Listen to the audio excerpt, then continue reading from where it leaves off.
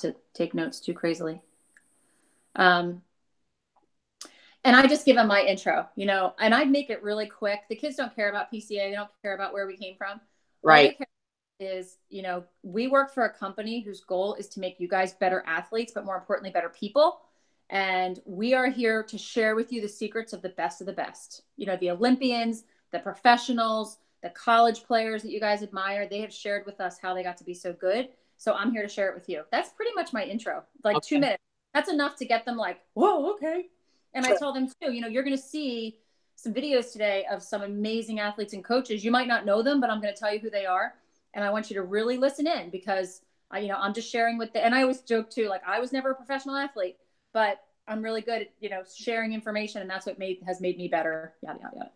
Okay. So that works. And then I just go into this right away. This is how I get the kids quiet. So I say, okay, our motto at PCA is to develop better athletes, better people. If I need your attention, I'm going to yell better athletes, and you need to echo back to me better people. So let's try it. And I tell them, like, talk amongst yourselves. And they all start talking, and I yell better athletes, and they yell better people. And then I say, oh, come on, you guys can do better than that. Better athletes. And they say better people. So then I just tell them right up front, if you say better people, you're quiet and your eyes are on me, we're going to move on to the next fun activity. If you guys keep talking and it takes a while, I'm going to have to be like your teachers that lecture at you. Okay. And they go, oh, you know? So I just say, which would you rather do? And they all say, okay, we'll have fun. So just practice that a couple times, pump them up. Like, oh my gosh, you guys were awesome. Okay. You know how at a like a professional sport event where sometimes they'll try to get a certain area like jazzed up higher than the next. So I could even do that. Absolutely. Right? Okay. Yeah, absolutely. Like, yeah, you try it over here. You try it over here. I think that's great. Anything to get being fun. So then, okay, I start. Here's the first activity. I'm going to show a word up on the board, and I want you to think of the first person that comes to mind when you see this word. And then the word competitor comes up. And I tell them it can be professional, your teammate, your brother, whoever it is. And I want you to think to yourself of who that is, and I want you to shout it out. So I just have them all yell out at the same time. Okay. And they all yell like LeBron James, Michael Jordan, you know, whoever they yell. Got it. And then so that's, you know, again, that gets loud for a second. And then I just say, okay, think about that person. What makes them such a good competitor?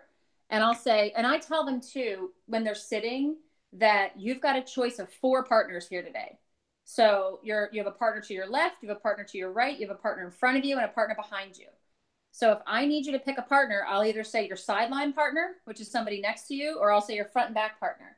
And I tell them, you know, I always say to them too, like, I know you guys are athletes and you can handle this. If I tell you to pick a different partner, I want you to find somebody different. But if the person behind you already has a partner, then go to the person in front of you, you know? So I kind of just give them like confidence, like, you guys can handle this. I don't need to tell you who your partner is, but right. Gotcha. So then, you know, turn to your sideline partner. I always say too, whenever you find a partner, the way we find a partner here is you high five and tell them your name. So we all know each other. So they high five and say, Kelly. And then they say, okay, this is why I have them describe. Tell me why this person's such a good competitor. And they might, you know, they'll just share for a minute or so. And then I have my ball. I bring like a beach ball. Okay. And I'll say, okay, I'm going to toss this beach ball out. And I want you to share what your partner told you. I don't want you to share what you said. I want you to share what your partner said to see how good of a listener you are. Because, you know, good athletes, I always come back to, this is what the best athletes do. The best athletes are good listeners. The best athletes follow directions. The best athlete, you know, I kind of use that theme throughout the workshop. You know, good athletes, good leaders. So if I see a kid doing something, I'm like, good, that's awesome leadership right there, buddy. Thank you. You know, so even if like the ball gets tossed and somebody misses and someone else gets out of the aisle to pick it up for them, I'm like, way to be a leader. Good job. Way to help out your teammate. You know, that's awesome. So the other thing that I stole from Joe Tarasi that I love too is when you like something somebody's done, you know, 2 claps. And that's huge. That's awesome because it's a good way to pump somebody up real quickly. And I'll say that, hey, you know what? If I love what you do, we're going to get just 2 claps. That's it. You can practice that. So when the kids are doing something in the workshop, you know, you could say, oh my gosh, what's your name over there? Tim, 2 claps for Tim. And everybody just gives 2. Or 2 claps for Mickey. That was awesome. Or if somebody volunteers, like, oh, Brittany, thank you so much. 2 claps for you. And everybody claps. And then I might say too, like, you guys got quiet right away. 2 claps for yourself. And they'll just go, you know, so it's a good, quick, easy way to pump somebody up without having a round of applause. Right. So that's kind of fun too. So We talk about competitor. Most of them give all these great qualities of a competitor. They're tough, they're strong, they work hard, you know. And so then I say, okay, these people up on the screen right now, you might not recognize, but these are some of the best competitive people. And these are all the people that we stole their ideas. We asked them, how did you get to be so good? And I'll ask if anybody recognizes them. A lot of them will say Steve Kerr. They'll recognize. Most of the other ones, Brad Stevens, a couple of them know. Right. But say like Bruce Bochy is the coach of the Giants, San Francisco Giants. Like they'll know the teams. Steve Young, San Francisco 49ers. Doc Rivers, he coached the Boston Celtics. And now Brad Stevens. And I say like, look at Brad Stevens. Look how young he is. Do you think a good coach could be that young? You know, I'll just bring up stuff like I was up in New England, so they kind of knew Brad Stevens. You know, how could somebody that young be such a good coach? You know how? Because he knows how to coach. He knows these secrets. He knows what he needs to do. So anyway. Gotcha. So when it says what's one word to describe that person, that was the competitive person. And I'll, you know, I might just, I can't remember. Sometimes I do like the beach ball. Sometimes I'll just say, call out a word to describe. You can skip that slide if you want to. If you've already had them share out. Okay. I probably skip that. So when you talk about the beach ball, though, are you just launching it into the crowd? Yep. Okay. And so it's actively going while you're doing all of this, or? No, what I'll do is if I decide, instead of turning to a partner and sharing with your partner why this person's such a good competitor, I might just do this instead. I might just say, okay, you've all thought about that really competitive person that you can think of. What's one word? Everybody think of a word to describe this person. Okay, think of it first. Now, I'm going to toss the beach ball out. When you catch it, I want you to stand up and tell me the word that you use to describe a competitor. Gotcha. So this is like a choice. If you want to have them turn and share with a partner, they can. This is something that's just easy. Gotcha. Whenever you have little kids and you ask them to give one-word answers, it's a lot easier. Right. Because you get a little kid, you could say, describe the person, and they'd be like, well, this person was in my third grade. You know, they could go on forever. Sure. So if you say one word, a lot of times it's just quicker to move it along. Gotcha. And then this is another way to get them talking. This is just something I made up. I thought it was fun. Now I'll go to your front or back partner, not the same person you just talked to. And I want you to take a minute and share with them, why do you play your sport? Because I think you're going to have all different sports there. And who is your favorite teammate? Tell me why. So that, again, just take another 2 minutes. I don't think, I do have. I was going to say, I have the countdown timer in here. Okay. So a minute is plenty of time for elementary kids. You do not want them to share for longer than 1 minute. Okay. And again, I'll tell them, when I get to this slide, I'll say, okay, when I click it, this timer is going to come up, and I'll show them when you see the timer go down to 0, when you hear the bell, that's when it's time to get quiet. Okay. And then if you hit the back space, it'll go back and reset it. I gotcha. So you can explain this and like, here's the timer. You'll see it count down to 0. That's when I need you to stop. Okay, ready, go. And then hit the timer back button and it'll start again at 1. Okay. So that's just a fun way to get them talking. Yeah, I like that. When you get to the end, the little bell goes off. And then again, if you need to do better athletes, better people, like when it gets down to 0, if you need to do better athletes, better people to get them back, sometimes you do. Okay. Gotcha. So the whole bottom line of that is, why do you play the sport? And a lot of them say because it's fun, and I always share out. Every time I have little kids, share something with a partner, I don't always have them share out to the whole group because I don't think they need to sometimes. But what I might do is I might walk around and listen to them, and I might say like, wow, over here, that was a great answer. This person over here said that whoever, Tommy, was his favorite teammate because he never gave up. How many of you, talked about a teammate that never gave up? Yeah, and they clap twice.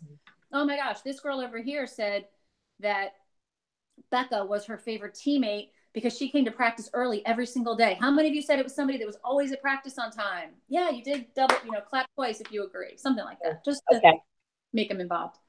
And then I just go through this slide. Again, it's too many words for the little kids to understand, but it's just the idea that you guys we want you to be triple impact competitors. Triple meaning you make yourself, and that I'll have them read it out loud. Anything I can do to have them like chorus and response.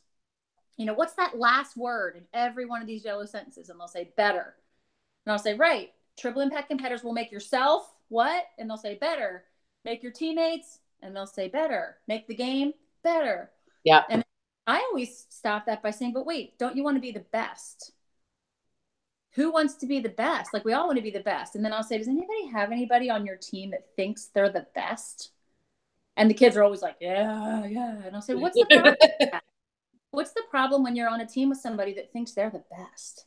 And you get some really good answers because these kids always want to be the best. But then when you talk to them about what's the problem with being the best or thinking you're the best, they'll come up with some good things. They'll say like, well, we don't try hard and the person can be a jerk and, you know, they won't want to be my partner. You know, they come up with some really interesting things. It's pretty cool. Okay. So, you know, first principles, Elm Tree of Mastery, I go real basic, super basic with this and just say, okay, here it is. The Elm Tree of Mastery, we're all talking about how you perform. We want you to get better. This is on the making yourself better. Here's as simple as it is. Mastery, if you focus on what you can, when I show this word, everybody yell it out and they'll say control. And I'll talk, you know, and then we'll just go real quick. What does this mean? Do you think winning is because of what the scoreboard says, or do you think winning is how you play? And that's as simple as it is. Did you win or did you get better? So if you're on a team where the only way your team will be successful is if you win, then your team is focusing only on the scoreboard, only on the outcome. And guess what? You're not going to do as well. Versus the teams that are focusing on mastery and did you get better? And then I ask them too, how many of you ever played in a game where your team lost, but you had the best game of your life? You know, and they'll, oh yeah, I did. You know, so did you fail? No, I didn't fail. You know, so I just keep it real simple and that's it. Okay. Did you win? Did you get better? So then this slide is just, this is what the Elm Tree of Mastery is. These are the things, and I just tell them, these are the things you can control. You can't control the weather. You can't control the refs. You can't control the other team. But what you can control is your effort, how hard you're working, what you're learning, and how you handle mistakes. And those are the only three things you can control. Okay. And if you focus on those three things, the experts have told us this is how you're going to perform better. So, and then the video from Shane Battier, the kids like it. They don't know who Shane Battier is, but my intro to Shane Battier is always, you know, he was an NBA All-Star champion. He played for Duke University. A lot of the kids are like, "Ooh, Duke!" They know Duke. Yeah. And I just tell them before this video, Shane Battier was a player that they called the No Stats All-Star, which meant every team he was on got better. Every single team he ever played on, their record improved because he was such a great teammate. And then the Shane Battier video plays and he talks about the most important lesson that he ever learned was to go on to the next play. So that's, the kids like that one. Okay. And then I'll say, okay, if you were paying attention to Shane Battier, who's the superstar basketball player, he just gave you the tip of your lifetime. What's the most important play in any game? And then they'll say the next play. And they can call that out. Gotcha. And then, you know, I might have somebody read a quote. You can take this out because this is pretty young. I don't know if the kids will need this. You can hide this one. Failure is not a person. It's a result you don't like. Right. You might want to just skip through that. And then, you know, Shane Battier was basketball. How many of you play baseball out there? Yes, a lot of us, you know, raise hands if they play baseball or softball. Baseball and softball is basically a whole game of mistakes. It's probably one of the only games where they actually count and put in your statistics how many errors you've made. There's not many sports where they actually keep track of your errors, but here they do in baseball. So this is Curtis Granderson, who now plays for the Toronto Blue Jays, who's written wrong on the slide. But, you know, he talks about another way that he can get past mistakes. And I always tell the kids, like the little kids too, I'll say, and listen, believe it or not, it has to do with toilets. And they all laugh. Yeah. Right. So then I'll show them the Curtis Granderson video. And again, if you want to pick and choose, maybe don't show them the Shane Battier one, but just show them the Curtis Granderson one. You know, you might not want to do both because you only have 30 minutes. Okay. So you can pick and choose for that. Feeling emotional tank. I do this as a total exercise. I do very little like slides on this, so you can hide some of these. Basically, I just talk about, all right, we're talking about a tank here. Everybody, you know, like a gas tank of a car, when your gas tank of your car, and I'll say you're like your mom or dad are driving somewhere. If their gas tank is full, they're going to go. If their gas tank is empty, they're going to run out of gas. Athletes are the same way. And I asked for 2 volunteers to come up. And when I did it, I had 2 aisles. So I had like an aisle on one side and an aisle on the other side. And I said, okay, you know, who are my volunteers? You know, Emma and George. And Emma, you're going to be my athlete with an empty tank. And I have her standing on the same side as the screen that has empty tank on it. So everything empty tank is on that side. And then George, you're going to have a full tank. let's say I wanted you guys to have a race to the end of the room. And Emma had an empty tank and George had a full tank. And I say, on your mark, get set, go. I want you to race to the back of the room as if you had an empty tank or a full tank. And Emma like is moseying up the aisle and George just flies to the end, And then the kids come back and I talk about, all right, so let's picture them if they were on your team, if there was a game today. And you can pick any sport you want, if it's soccer or whatever. Sure. How will Emma perform in the soccer game today if her tank is empty? They'll ask for a couple volunteers. Well, she won't play well. She might get discouraged. They'll be pretty honest with you. How will George play if his tank is full? You just saw how fast he made it to the back of the room. How will he play? So that's pretty much. And then I show this quick video of Eeyore and Winnie the Pooh, and they all laugh at this. Who would you want? What would drain Emma's tank? What are some things that could happen to Emma? Turn to somebody next to you.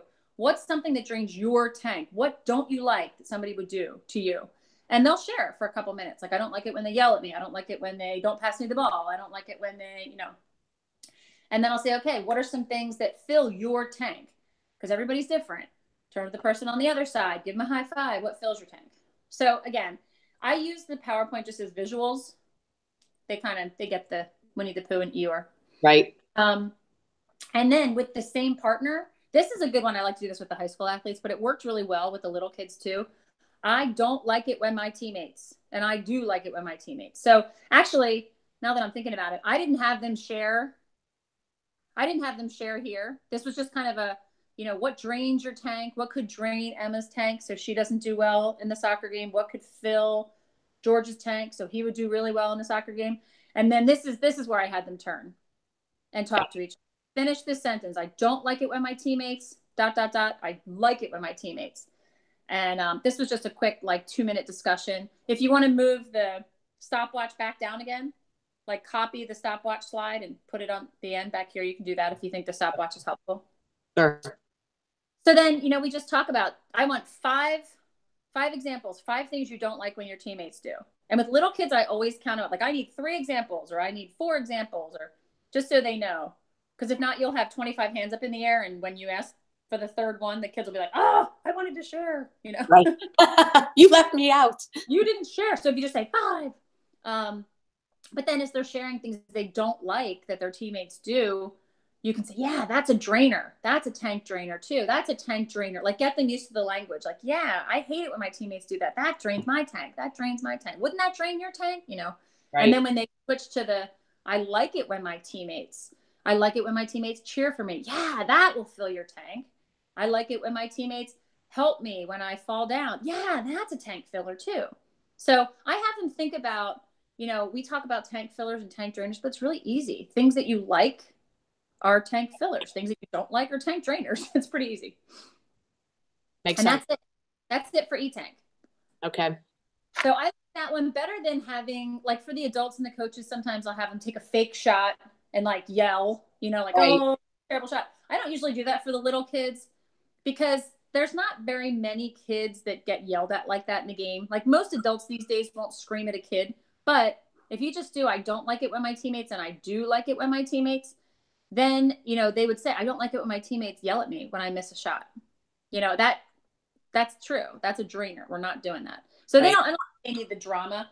I like it for the coaches workshop. I like the coaches to see that what they do non-verbally drains tanks, but for little kids, I don't think they need to. Okay. That makes sense. That makes sense, Kelly. It's quicker to do this way too. So then the last one's just honoring the game. And I use this as a scenario. The 3rd principle is honoring the game. This has to do with respect and, being proud of what you're doing. Here's the question. Here's what happens. You do not get along with one of your teammates. Every practice, he or she makes you feel worse about yourself, makes you feel bad about yourself. What do you do? So again, you might, depending on how much time you can have them share with a partner. You can have a couple kids just volunteer to tell you. This is such a real situation when kids are put on teams and somebody doesn't like them. Right. Especially when you get to the 5th graders. Ask them how they handle it. So this is, again, I have a 2-minute timer on this one for them to talk if you want to use it. If you don't, just hide the slide. Sure. But this is I had some really good discussions about this. And for this one, I had them get in groups of more than 2. So I had them get into a group of 4. So that either can be like 2 people turning around to 2 people behind them, and then they're in the 4 all over the room. But I think it's better than just doing it with one person, because they're talking in a group. How do you handle it when somebody on your team makes you feel bad about yourself? Right. So that's the discussion on that. And then, when you ask the kids, what are some ideas you had? How do you handle this when somebody on your team doesn't like you? And say, okay, we have some ideas for you too from PCA. Here are some things you can think about. Why are they and you can change the word heckling. A lot of kids don't know what heckling means, but why are they so mean to me? What's going on? What happens if I respond? Because sometimes you get so mad and you want to be as bad as they are, but you can get yourself in trouble too, or ignoring them. It's really hard to do, but imagine if you could ignore them and just walk away. And I always share with them too, this is just my little tip. I always say, don't forget about the power of the word so. So what? And I'll say, okay, if I'm on my team and somebody says, oh, Kelly, that was a horrible pass, and I turn around and go, so? It stops them in their tracks. They don't know what to say. So I would say, ignore them when you can, but if you feel like you've got to say something, 2 letters, S-O, and it makes them stop. I like that. Yeah. My mother taught me that way back when, and it works really well. Whenever like you're being bullied or somebody ever picks on you, you just turn around and you go, so? Like, you're an idiot. So? Right. And you walk away. It just stops people in their tracks. No, it's a great one. It's a great one. So I just throw that into my workshops. And then, the toolkit, self-control routine, and visualization, I don't think you have to even add that. You can probably just take that out. Okay. I mean, with the older kids, you can keep it in. I don't think they need to talk about visualization. I think that's a little too high tech for them. So I do think it's important for them to think about, why are they doing it? What are the consequences? And can I ignore them? Okay. But I would take out the self-control routine and visualization. And then the route slide, again, it's just really simple. And sometimes I just click through them real quickly. The best teams, the championship teams, are the ones that have respect for all of these areas. There's nobody on the team that's going to be disrespectful of these 5 areas. Here they are. First one, rules, opponents, officials, teammates, and respectful of yourself. And for this one, this is the end. You're not going to have a lot of time. I just talk about, think about that idea of roots. Roots of a tree will hold the tree in place. If everyone on your team was super well behaved and respected all of these 5 things, imagine how good your team's going to be. Regardless of how you play soccer, imagine how much more fun it would be on your team. So I kind of link honoring the game to how much fun they can have and how much better their performance will be if everyone on your team would be. Okay. And then I did a softball workshop, so I put in this Mallory moment video. If you want to use it, great. If not, you don't have to. This was the one we used in our Double Goal Coach 1 workshop for years, and we just replaced it a while back because everybody had seen it so much. But I think it's good for little kids. But it's also like a 3-minute video, so you might want to take that out. Okay. And then this is a funny one for the little kids. I didn't do this in all of them, but I did this at the last workshop, and I had like 4th and 5th graders. And I talked to them about, someday you guys are going to be in high school, and you might even play in college, and your coaches now are going to look back at you and say, man, I loved having that kid on my 8 and under team, or 10 and under team, or 12 and under team. And I just talked to them about how what you're doing now is going to be remembered by the coaches. How will you be remembered by your teammates? How will you be remembered by your coaches? Are you going to be remembered as a player that the coaches love to have on their team? Or were you the pain in the neck player that made it hard for everybody? What about that little kid next door that comes to every game and just thinks you're so awesome? How will you be remembered by them? Will your parents look back and say, man, I loved taking my kid to basketball practice because it was just so much fun to watch him play. So again, you don't have to do that slide, but I think with the little kids, sometimes it's funny to see them think like in the future, No, it's kind of cool because, again, that gives them, kind of that dream aspect too. What are their aspirations and what are they going after in life, Yeah, it's just cool. It's just funny. That's cool. And then I wrap it up with this slide right here. All right, guys, congratulations. You're all officially triple, and you know how to be a triple impact competitor. Remember, a triple impact competitor is somebody that makes yourself, and then they yell better, makes your teammates better, makes the game better. Yeah. And that's it. The whole workshop. Okay. It is going to be the fastest 30 minutes of your life. Okay. Well, I definitely intend on, going over, all of this, and like I said, like earlier that day, I have one for high schoolers that I'm going to be doing for, I think what is it? The Catholic Alliance, which I'd already done one with Freeman for them. Okay.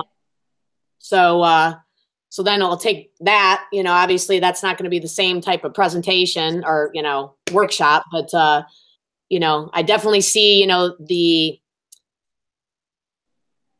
I guess the real importance of, again, engaging them and not, having them experience so much of a PowerPoint, Right. but really the activity based and getting them to interact so much more.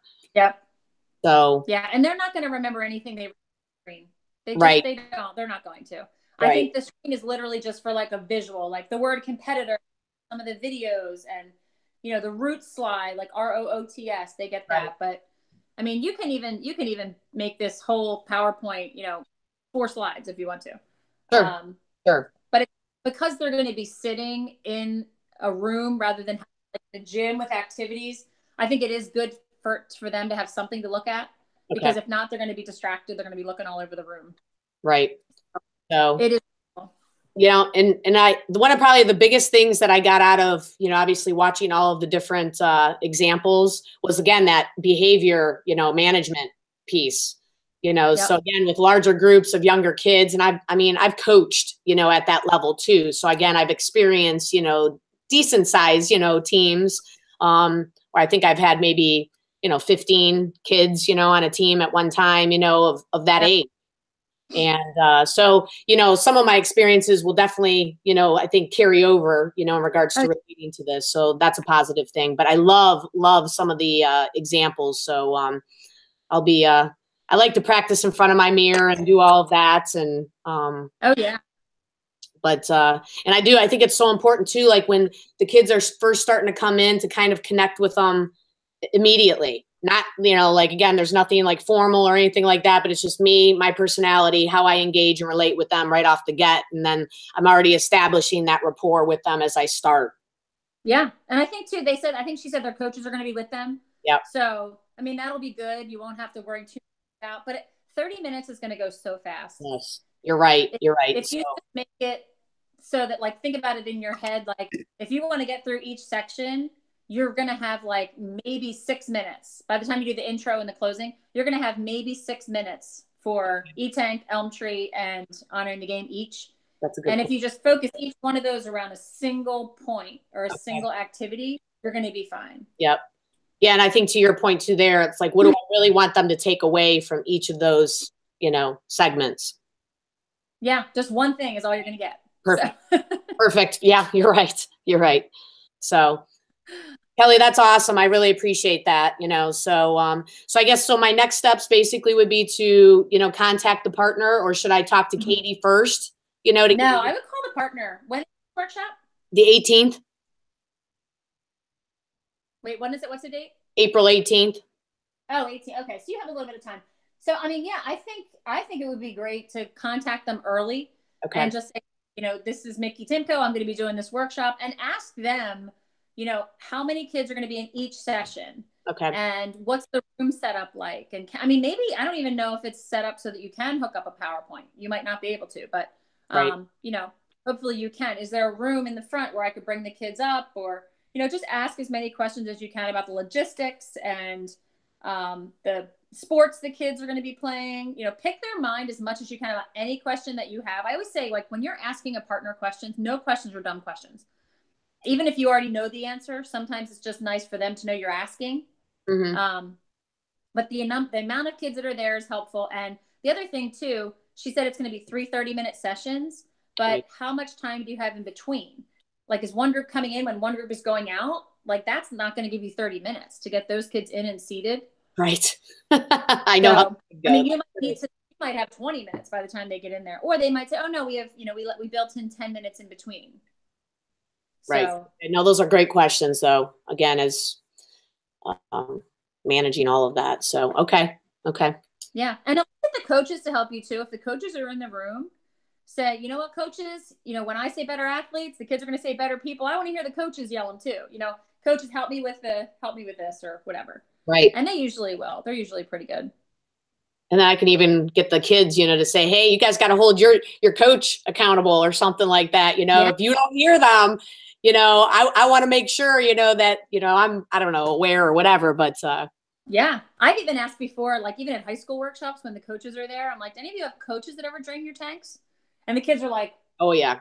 Like they look around to see if their coach is there. I'm like, interesting. Yeah. I actually have done that little bit of that as well too. So that's funny. You do a coach workshop at the same time and they get these subtle messages sent to them like, right. We're talking about you. Absolutely. That's great. So do you have any other questions for me or any other concerns? I think in regards to this, I think I'm okay. I feel pretty confident, in what's needed. So again, like really getting the logistics of that from the partner next. And then, if I have any further questions, who knows what'll come up in that conversation. But no, I think I feel pretty good about it. I feel pretty good about it. Okay, cool. Awesome. All right. Well, if anything else comes up, as I said, you have a couple weeks. Okay. So, I mean, if for some reason they say this is going to be in a gym and you don't have a PowerPoint, then that's awesome because you can just do activities. Okay. But it sounds like it's going to be a big group. Right. So, and yeah, we've done things in past with them already. So it may be worthwhile too to understand, what they have done in past. Yeah. So, okay. I know they've been a partner for a while. I think I even did a workshop for Sylvania like 4 years ago when I was out there. So okay. Perfect. Yeah, find out. And it's funny because I did these workshops in New York and they were so strict about you only have the auditorium, you only have 45 minutes, there's no other rooms in the building that are able to be used. And I got up there and there was a gym right across from the auditorium that was wide open the whole time. And I'm thinking, that's what I wanted. I wanted to do junior TIC in a gym where they could do activities. And they're like, nope, available. And I get there, I'm like, what the heck? This is like a huge gym right across the hall. So, if they give you an option and it's, I wouldn't do 100 kids in a gym. I think that's a lot. But, if you have 30 kids in a gym for a half hour, that could be fun. You could probably do that. Okay. So, perfect. But I don't think that's okay. All right. Thanks, Mickey. Take care. All right. Thank you so much, Kelly. I appreciate you. Yep. I'll send this recording in case you want to watch it back. All right. Sounds good. Thanks. Bye-bye. Bye-bye.